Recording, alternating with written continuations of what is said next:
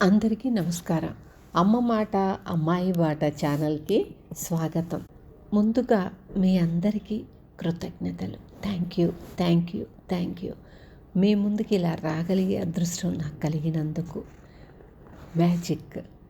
మ్యాజిక్ని మీతో పంచుకునే అదృష్టం కలిగినందుకు థ్యాంక్ యూ. ఈ మ్యాజిక్ వలన ఎంతో ఆనందం దొరుకుతుంది. ప్రతి సెకండు నేను ఆనందాన్ని మనస్ఫూర్తిగా అనుభవిస్తున్నాను. మీరు కూడా తెలుసుకుని అనుభవించాలనే కోరికతో మీ ముందుకు తీసుకొచ్చాను దీన్ని.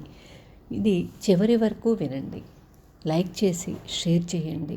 మరికొంతమంది తెలుసుకునే అవకాశం మనం కలిగిద్దాము. దీనిలో ఆనందాన్ని మీరు కూడా అనుభవిస్తున్నారని నేను అనుకుంటున్నాను. చాలా అద్భుతంగా ఉంది కదా.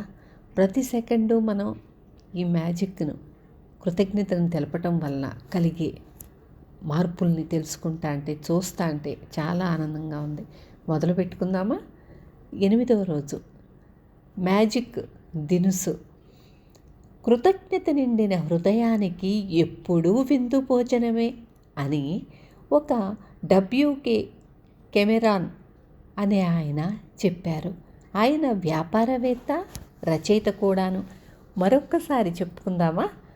కృతజ్ఞత నిండిన హృదయానికి ఎప్పుడూ విందు భోజనమే. మనం భోజనం చేయబోయే ముందు కృతజ్ఞత చెప్పడం అనేది ప్రాచీన ఈజిప్షియన్ల నాటి నుంచి ఉంది. కానీ మనం ఇప్పుడు తెలుసుకోవటం వలన కొత్త సబ్జెక్ట్ ఏమో అని మనకు అనిపిస్తుంది. కానీ ఇది ప్రాచీన ఈజిప్ట్లు కాదు, రాముల వారు కూడా దీన్ని ఆచరణలో పెట్టి దాని ఆనందాన్ని అనుభవించారు. ఆయన వేలాది సంవత్సరాలుగా వస్తున్న ఈ సాంప్రదాయం ఇది. ఈ 21వ శతాబ్దపు అతి వేగపు జీవన విధానంలో ఇలా ప్రతిసారి తినే ముందు కృతజ్ఞత చెప్పడాన్ని చాలామంది మర్చిపోతున్నారు ఈ బిజీ లైఫ్లో. అయితే మనకి తినడానికి, తాగడానికి సరిపడ దొరుకుతున్నందుకు మనలో కృతజ్ఞతాభావం ఉంటే మన జీవితంలో మ్యాజిక్ విలక్షణంగా పనిచేస్తుంది, విపరీతంగా పనిచేస్తుంది. మనకి నిజంగా బాగా ఆకలి వేసినప్పుడు మనం సరిగ్గా పని చేయలేక నీరసపడిపోతాం. మనకి వణుకు కూడా వస్తుంది, మన మనసు అయోమయమైపోతుంది. మనకి బ్రెయిన్ ఒక్కొక్కసారి పని కూడా చేయదు ఆకలి వేసినప్పుడు. చాలామందికి తలనొప్పి వస్తుంది, ఏం చేయాలో అర్థం కావట్లేదు. ముందు నేను ఏదైనా కొంచెం తినాలి అనుకుంటాం కదా. మనం మానసికంగా కృంగిపోతున్నట్లు కూడా అనిపిస్తూ ఉంటుంది. ఇదంతా కూడా కొన్ని గంటల పాటు మాత్రమే. ఆహారం లేకపోతే కలిగే పరిణామాలు ఇవన్నీను. మనం బ్రతకడానికి ఆహారం కావాలి, కులాసాగా ఉండటానికి ఆహారం కావాలి. కనుక మన ఆహారానికి మనం తప్పకుండా కృతజ్ఞులమై ఉండాలి, కృతజ్ఞత చెప్పి తీరాలి. మనం తినే ఆహారానికి కృతజ్ఞత చెప్పే సమయంలో మనకి వేళకు ఆహారం అందే విషయంలో ఎంతమంది పాత్ర ఉందో ఒక్కసారి మనం ఆలోచిద్దామా? మనకి తాజా కూరగాయలు, పళ్ళు రావడానికి, దొరకడానికి రైతులు ఆ మొక్కలు నాటి, నీళ్లు పోసి, పెంచి, పోషించి నెలల తరబడి అవి ఫలాలనిచ్చే వరకు వాటిని కాపాడుతూ ఉండాలి. తరువాత ఆ కూరగాయలను, పళ్ళను కోసేవారు, ప్యాక్ చేసేవాళ్ళు, వాటిని ఎంతో దూరాలకు రవాణా చేసేవారు, అమ్మేవాళ్ళు. వీరంతా ఎంతో కలిసికట్టుగా వారు పనులను చేస్తే అవి మన బల్ల మీదకి వస్తున్నాయి. మనం హాయిగా వాటిని తినగలుగుతున్నాము. పైగా సంవత్సరం అంతా అవి మనకి తాజాగా దొరుకుతున్నాయి. ఇంకా మాంస విక్రేతలు, మత్స్యకారులు, పాల ఉత్పత్తిదారులు, ఆహారాన్ని నిలువ చేసి విక్రయించేవారు, వీళ్ళంతా విరామం లేకుండా పనిచేసి మనకి ఆహారాన్ని అందిస్తున్నారు. ప్రపంచంలో ఆహార ఉత్పత్తి వ్యవస్థ ఎంతో ఆశ్చర్యంగా ఉంటుంది. ఇక రైతులు ఎంతో కష్టపడి వాననక ఎండనక కష్టపడి పని చేస్తేనే మనకి బియ్యం మన అందుబాటులోకి వచ్చేది. ఆహారం నిజంగా మనకొక వరం లాంటిది. అది ప్రకృతి మనకిస్తున్న అపురూప కానుక. ప్రకృతే కనుక మట్టిని, అందులో ఉండే పోషకాలను, నీటిని మనకివ్వకపోతే మనకు తిండే లేదు. నీరు లేకపోతే ఆహారమే ఉండదు. చెట్లు, మొక్కలు ఉండవు. జంతువులు, మనుషులు ఉండరు. అన్నం వండటానికి నీళ్లు కావాలి. ఆహార ధాన్యాలను పండించటానికి నీళ్లు కావాలి. తోటలకి నీళ్లు కావాలి. స్నానానికి, పాత్రలు శుభ్రం చేసుకోవటానికి, ఇల్లు శుభ్రం చేసుకోవటానికి, ప్రతి దానికి అంటే కదిలే వాహనాలను శుభ్రం చేయటానికి, హాస్పిటల్స్లోనూ, పరిశ్రమలకి, గనులకి, రవాణా వ్యవస్థకి, రవాణాదారుల నిర్మాణానికి, బట్టలు శుభ్రం చేయటానికి, బట్టలు తయారు చేయటానికి, ఎన్నో పనులకి నీరు కావాలి. ప్లాస్టిక్, గాజు, లోహం, మందులు, వీటి తయారీలో కూడా, గృహ నిర్మాణానికి కూడా అన్నింటికీ నీళ్లు అవసరం. నీళ్లే మన శరీరాలని కాపాడుతున్నాయి. నీళ్లు పవిత్ర జలాలు. ఇవి ప్రాణానికి ఆధారాలు. ఒక శాస్త్రవేత్త ఏం చెప్పారంటే, ఈ మన భూగ్రహంలో మ్యాజిక్ ఏదైనా ఉందంటే అది నీరే. ఆయన పేరు లోరెన్ ఐసెలీ. ఆయన మానవ శాస్త్రవేత్త, ప్రకృతి శాస్త్ర రచయిత కూడాను. మళ్ళీ చెప్పుకుందామా? ఈ మన భూగృహంలో మ్యాజిక్ ఏదైనా ఉందంటే అది నీరే. తిండి, నీళ్లు లేకపోతే మనం ఎక్కడుంటాము? అసలు ఉండనే ఉండము. మన కుటుంబము, స్నేహితులు కూడా ఉంటారు. మనకి నేడు రేపు అనేది కూడా ఉండదు. కానీ మనందరం ఈ సుందర ప్రపంచం మీద కలిసిమెలిసి ఉన్నాం. సవాళ్లను ఎదుర్కొంటూ, సంతోషాలను పంచుకుంటూ, అవన్నీ కూడా ప్రకృతి ఇచ్చిన కానుకల వల్లే సాధ్యమవుతున్నాయి. మనం ఆహారం లేకుండా ఒక వారం రోజుల పాటు ఉండగలం. నీరు లేకుండా మాత్రం ఉండలేం. నీరు తాగుతూ ఆహారం లేకుండా ఉండగలం. అంటే నీరు ఎంత ముఖ్యమైనదో మనకు అర్థమైంది కదా. అంటే నీటికి మనం ఎంత కృతజ్ఞత చెప్పుకోవాలో కూడా మీకు తెలిసింది కదా. కనుక మనం ఆహారం తీసుకునే ప్రతిసారి ఈ సులువైన మ్యాజిక్ పదం అంటే థ్యాంక్ యూను అనటం ఇప్పుడే మొదలుపెట్టండి.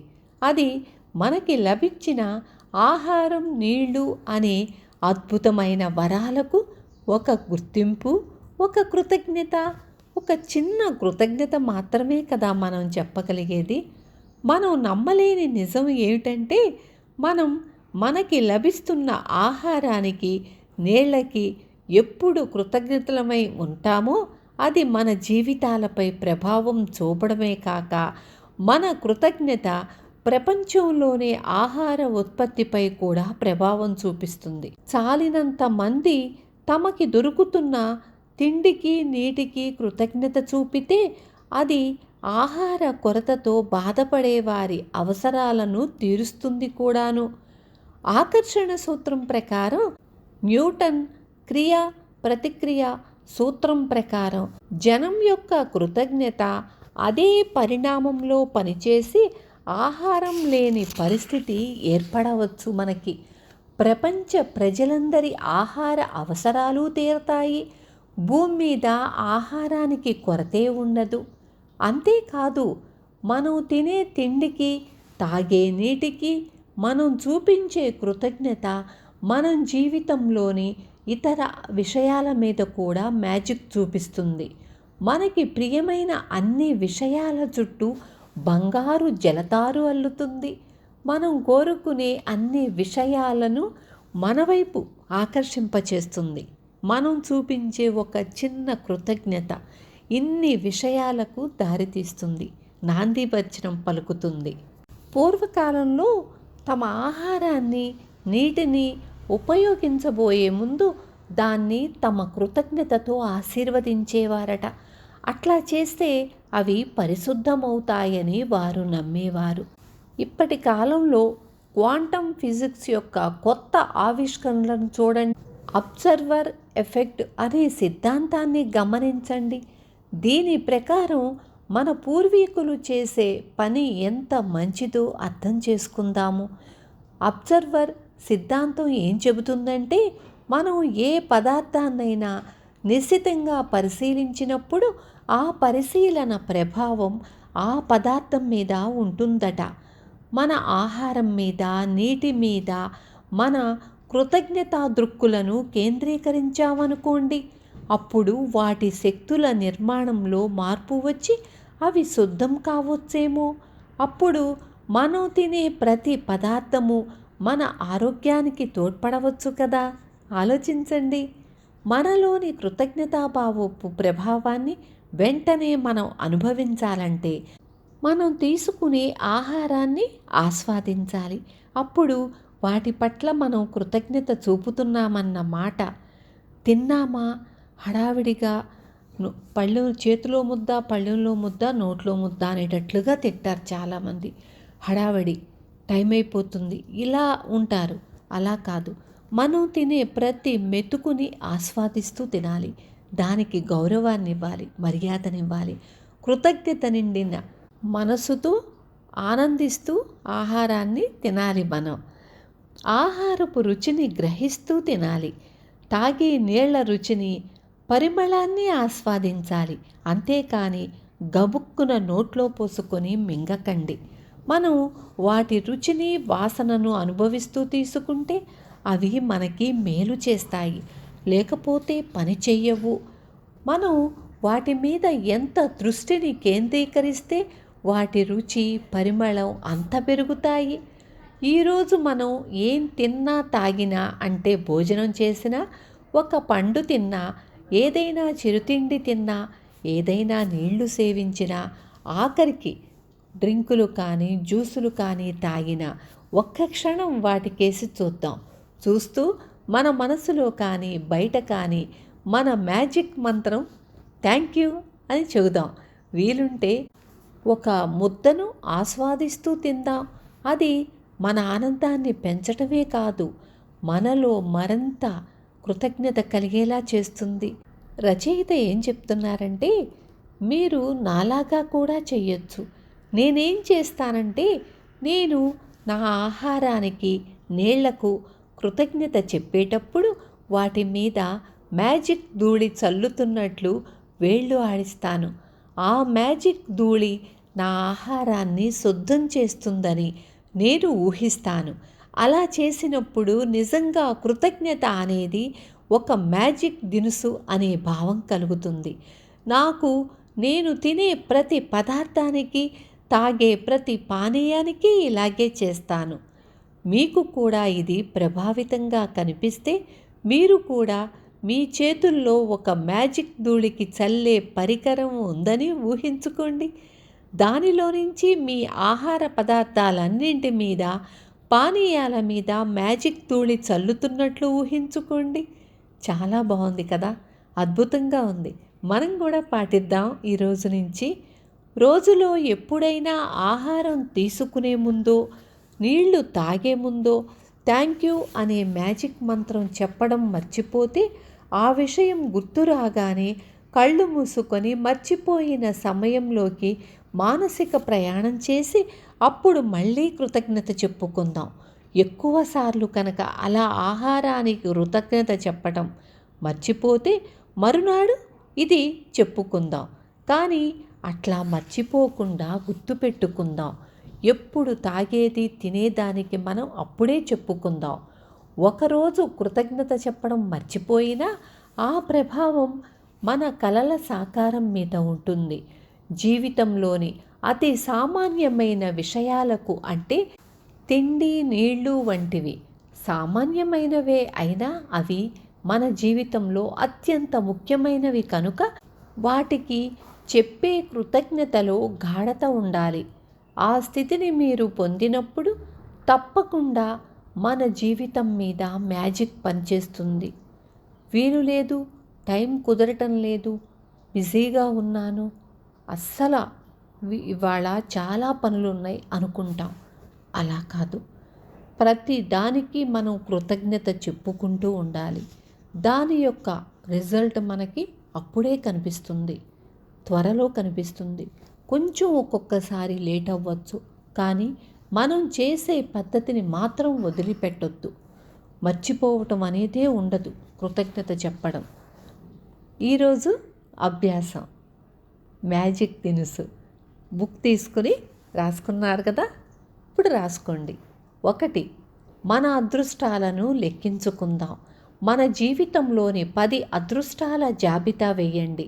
వాటికి మనం ఎందుకు కృతజ్ఞులమై ఉన్నామో రాసుకుందాము. జాబితా మరొక్కసారి చదువుకుందాం. ప్రతి అదృష్టానికి చివర 3 సార్లు థ్యాంక్స్ చెప్పుకుందాము. ఆ అదృష్టానికి మనస్ఫూర్తిగా కృతజ్ఞత చెప్పుకుందాం. ఈరోజు మనం ఏం తిన్నా, తాగినా, తినబోయే ముందు, తాగబోయే ముందు వాటి వంక ఒక్క క్షణం పరిశీలనగా చూద్దాం. అప్పుడు మన మనసులో కానీ బయటకు కానీ థ్యాంక్ యూ అనే మ్యాజిక్ మంత్రం చెప్పుకుందాం. మనకి నచ్చితే మ్యాజిక్ ధూళి చల్లుతున్నట్లు అభినయించుకుందాం. ఈరోజు రాత్రి మనం నిద్రకు ఉపక్రమించబోయే ముందు మన మ్యాజిక్ శిలను చేతిలో పట్టుకుని థ్యాంక్ యూ అనే మ్యాజిక్ మంత్రం అనుకుందాం. ఈరోజు అనుభవించిన అతి మంచి విషయాన్ని తలుచుకొని మనసారా కృతజ్ఞత చెప్పుకుందాం. మ్యాజిక్లోని ఆనందాన్ని అనుభవిద్దాం. అదృష్టాన్ని మన దరికి చేర్చుకుందాం. ఉంటాను. Thank you so much. మీరందరూ ఎంతో ఓపికగా ఆదరిస్తున్నందుకు thank you, thank you, thank you. ఈ వీడియోని లైక్ చేసి షేర్ చేయండి తప్పకుండా. మరికొంతమందికి ఈ అదృష్టాన్ని అందిద్దాం. ఉంటాను. Thank you.